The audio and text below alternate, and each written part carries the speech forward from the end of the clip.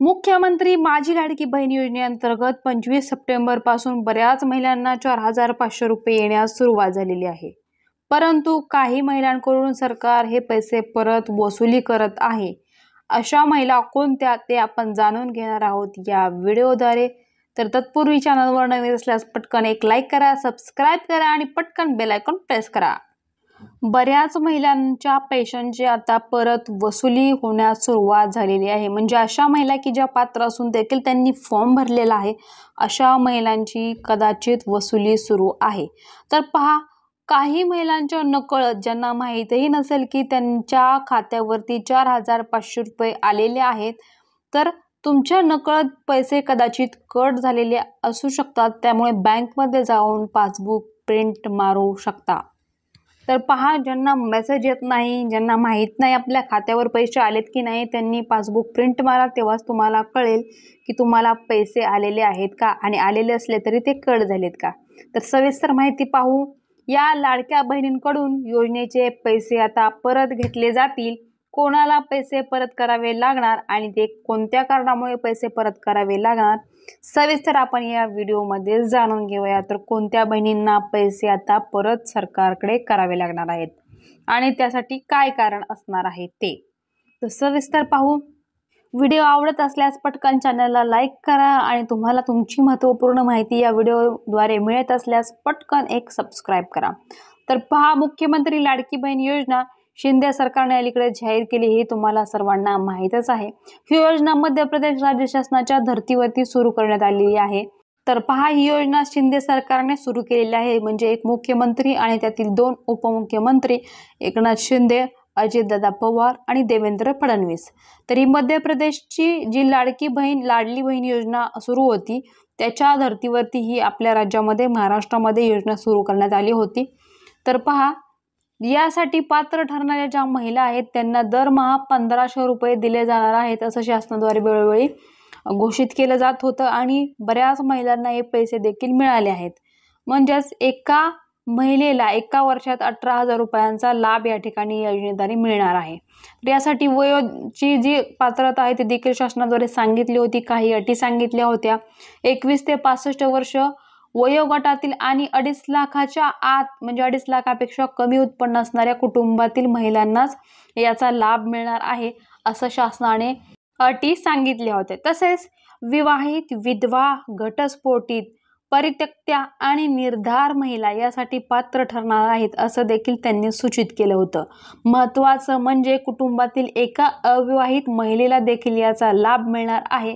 याचा लाभ फक्त महाराष्ट्रातील अधिवास असणाऱ्या महिलांना दिला जाणार आहे, असं देखील या ठिकाणी स्पष्ट केलेलं आहे.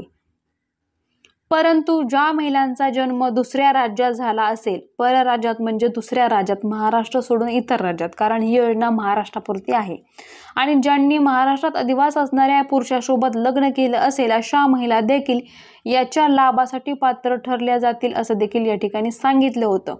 यासाठी 1 जुलैपासून अर्ज भरले जात होते. 30 सप्टेंबर 2024 पर्यंत अर्ज सादर करता येणार आहेत, असं देखील सरकारद्वारे वेळोवेळी सूचित केलेलं आहे. तर महत्त्वाचं म्हणजे ज्या महिलांनी जुलै आणि ऑगस्ट महिन्यात अर्ज सादर केले होते आणि ज्यांचे या कालावधीतील अर्ज मंजूर झाले आहेत, अशा पात्र महिलांना जुलै आणि ऑगस्ट असे दोन्ही महिन्यांचे एकत्रित 3,000 रुपये शिंदे सरकारकडून देण्यात आले. पहा, आता 30 सप्टेंबरपर्यंत अर्जाची मुदत वाढलेली आहे आणि जुलै ऑगस्टचे महिन्याचे जे दोन्हीचे पैसे एकत्रित हप्ता बऱ्याच महिलांना आता या महिन्यामध्ये मिळालेला आहे. तसेच वेळोवेळी अर्ज अजून येत असल्याने अर्जाची मुदत देखील वाढवलेली आहे, जेणेकरून बऱ्याच सर्व महिलांना ज्या पात्र आहेत त्या या योजनेपासून वंचित राहू नयेत म्हणून मुदत देखील वाढवण्यात आलेली आहे. 30 सप्टेंबरवरून कदाचित अजून ऑक्टोबरमध्ये देखील वाढवली जाऊ शकते. तर पहा पुढे काय म्हटलं जात आहे. बऱ्याच महिलांना 3,000 रुपये आलेले आहेत, 4,500 रुपये देखील आलेले आहेत. परंतु कोणत्या महिला ज्यांनी या अटींचं किंवा या शर्तींचं पालन केलं नाही, कदाचित त्यांच्याकडून ह्या पैशांची आता वसुली सुरू होत आहे. अशातच आता या योजनेअंतर्गत एक नवीन अपडेट समोर आलेली आहे. मिळालेल्या माहितीनुसार या योजनेअंतर्गत अपात्र असूनही ज्या महिलांनी लाभ घेतलेला आहे, अशा महिलांकडून आता या योजनेच्या पैशांची वसुली केली जाणार आहे. म्हणजे पहा, अपात्र आहेत, सरकारने ज्या अटी सांगितल्या होत्या की वयामध्ये बसत नसाल तुम्ही तरी पण तुम्ही अप्लाय केले, तरी पण पैसे घेतलेत, तर या महिलांकडून पैशांची वसुली केली जाणार आहे. तसेच तुम्ही 2.5 लाखाच्या पेक्षा तुमचं उत्पन्न जास्त असेल तरी तुम्ही अप्लाय केलेलं आहे, तर या महिलांकडून देखील पैसे आलेले असले तरी सरकार परत घेणार आहे, हे त्यांनी लक्षात ठेवायचं आहे. म्हणजे ज्या थोडक्यात अपात्र आहेत त्या सर्व महिलांकडून सरकार परत पैसे वसूल करणार आहे असं म्हटलं जात आहे. आणि पहा, ज्या महिला अपात्र आहेत त्यांच्यावर कारवाई देखील होऊ शकते. तर ज्या अपात्र आहेत त्यांनी कृपया फॉर्म भरू नये. पुढे ज्या महिलांना आधी संजय गांधी निराधार योजनेसारख्या सरकारी योजनांचा लाभ मिळत आहे आणि अशा महिलांनी जर लाडकी बहीण योजनेचा देखील लाभ घेतलेला असेल तर आता अशा महिलांकडून देखील लाडकी बहीण योजनेचे पैसे परत घेतले जाणार आहेत. पहा, म्हणजे तुम्ही कोणत्याही दुसऱ्या सरकारी योजनेचा जर लाभ घेत असाल आणि तरी देखील लाडकी बहिणीचे पैसे तुम्ही घेतले असतील तर तुम्ही अपात्र ठरता. हे अगोदरच सांगितलं होतं सरकारद्वारे की तुम्ही कोणत्याही सरकारी योजनेचा याच्या व्यतिरिक्त लाभ घेत असाल तर याचे पैसे तुम्हाला मिळणार नाहीत. तरी देखील तुम्ही या ठिकाणी पैसे घेतले असतील तर तुमचे पैसे निश्चितच सरकारद्वारे वसूल केले जाणार आहेत. म्हणजे पहा, तुम्ही जर संजय गांधी निराधार योजने अंतर्गत येणारे 1,500 रुपये घेत असाल तरी देखील तुम्ही लाडकी बहीण योजनेसाठी फॉर्म भरला आणि पात्र ठरलेला असाल आणि त्याचे तुम्हाला पैसे मिळाले असतील तर तुम्हाला दोन्ही योजनांचा लाभ घेता येणार नाही. त्याच्यामुळे तुम्हाला लाडकी बहिणीचे पैसे तुमच्याकडून सरकारद्वारे वसूल निश्चितच केले जाणार आहेत, याची सर्वांनी नोंद घ्यायची आहे. आणि सध्या अशा फॉर्मची तपासणी छाननी सुरू आहे की कोणत्या महिला ज्या अपात्र असून देखील त्यांनी अप्लाय केलेला आहे अशा महिलांकडून आता वसुलीची सुरुवात केली जाणार आहे.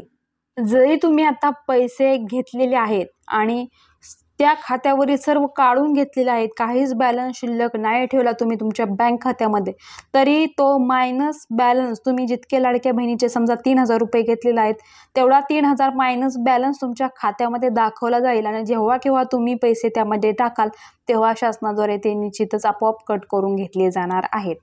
तर पुढे एकंदरीत सरकारी योजनांचा दुहेरी लाभ घेणाऱ्या महिलांकडून हे पैसे वसूल केले जाणार आहेत हे सांगितलेलं आहे. पण अशा अपात्र महिलांकडून लाडकी बहीण योजनेचा लाभ उचलला असल्याचे प्रकार राज्यातील वेगवेगळ्या भागांमध्ये आता समोर आलेले आहेत. त्यामुळे आता अशा अपात्र महिलांकडून योजनेचे पैसे वसूल केले जाणार आहेत. दुसरीकडे काही लाडकी बहीण योजनेच्या पात्र लाभार्थ्यांच्या खात्यात जुलै आणि ऑगस्ट महिन्याचे पैसे जमा झाल्यानंतर बँकांच्या माध्यमातून मिनिमम बॅलन्स मेंटेन केला नसल्याने रक्कम कपात करण्यात आली आहे.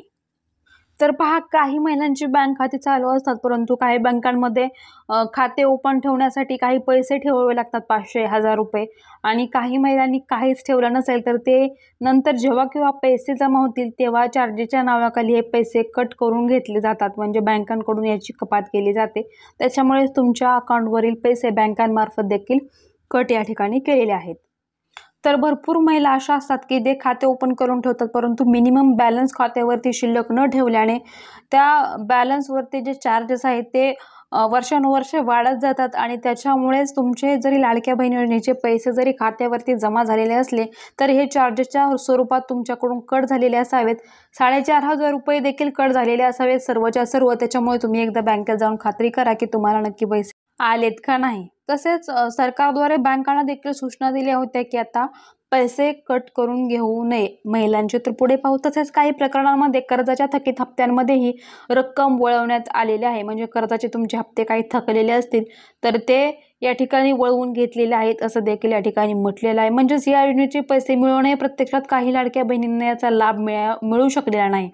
म्हणजे कर्जाच्या थकीत हप्त्याच्या स्वरूपात तुमचे ते कशावरचं लोन काढलेलं असलं तर त्याच्या स्वरूपात हप्ता कट झालेला असावा किंवा तुमच्या बँकेच्या चार्जेसच्या नावाखाली देखील कट झालेले असावेत. त्यामुळे तुम्हाला काही महिलांना पात्र असून देखील पैसे आले तरी त्यांना तुमच्यापर्यंत ते पोचलेले नाहीत असं या ठिकाणी म्हणणं आहे. म्हणजेच लाडक्या बहिणींना याचा लाभ घेता आलेला नाही. लाडकी बहीण योजनेच्या रकमेतून कोणत्याही प्रकारे पैसे कापू नका अशी सूचना देखील वेळोवेळी सरकारकडून बँकांना दिली होती. सर्व बँकांना याबाबत सूचना मिळालेली आहे. पण तरीही अनेक ठिकाणी पैसे कापणे सुरूच असून अशा तक्रारी राज्यातील अनेक भागांमधून समोर येत आहेत. यावर उपाय म्हणून आता महिला व बालविकास विभागाच्या माध्यमातून थेट RBIला पत्र पाठवलं जाणार आहे. आता थेट RBIकडे ज्यांचे पैसे कापले गेले आहेत त्यांना बँक पुन्हा पैसे परत करावेत अशी विनंती देखील केली जाणार आहे. होणार आहे. म्हणजे पहा, विनाकारणच कुणाचे पैसे कट झालेले असतील तर त्यांना RBI मार्फत त्या बँकांना पत्रक पाठवलं जाईल आणि ज्या पात्र भगिनी आहेत त्यांना पैसे मिळतील असं या ठिकाणी सांगितलेलं आहे. परंतु पहा, ज्या अपात्र आहेत आणि तरी त्यांनी लाभ घेतलेला आहे त्यांच्याकडून मात्र निश्चितच पैशांची या ठिकाणी वसुली होणार आहे. पहा, आता अपात्र महिला कोणत्या, तर ज्यांचे गव्हर्नमेंट जॉबला आहे त्या महिला याच्यामध्ये लाभ घेण्यासाठी अपात्र आहेत. तसेच ज्यांचे उत्पन्न 2.5 लाखांपेक्षा जास्त आहे अशा महिला देखील अपात्र आहेत. तसेच ज्या महिलांच्या घरी 4 व्हीलर आहे त्या देखील अपात्र आहेत. ज्यांचे वय 65 पेक्षा जास्त आहे त्या देखील अपात्र आहेत. म्हणजे पहा, या सर्व अटींचे देखील तुम्ही उल्लंघन करून फॉर्म भरलेला आहात आणि पात्र असाल आणि त्याचा लाभ घेतलेला आहे पात्र म्हणून, तर हे सर्व चुकीचं आहे आणि या सर्व कारणांमुळे तुमचे पैसे आता कट करण्यास सुरुवात केली जाणार आहे. म्हणजे आता पैशांची वसुली सुरू केली जाणार आहे. तर पहा, काही शंका असतील तर कमेंटद्वारे कळवा. अशाच अपडेटसाठी आपल्या चॅनलला पटकन सबस्क्राईब करा. भेटूया नवीन व्हिडिओमध्ये. धन्यवाद. जय महाराष्ट्र.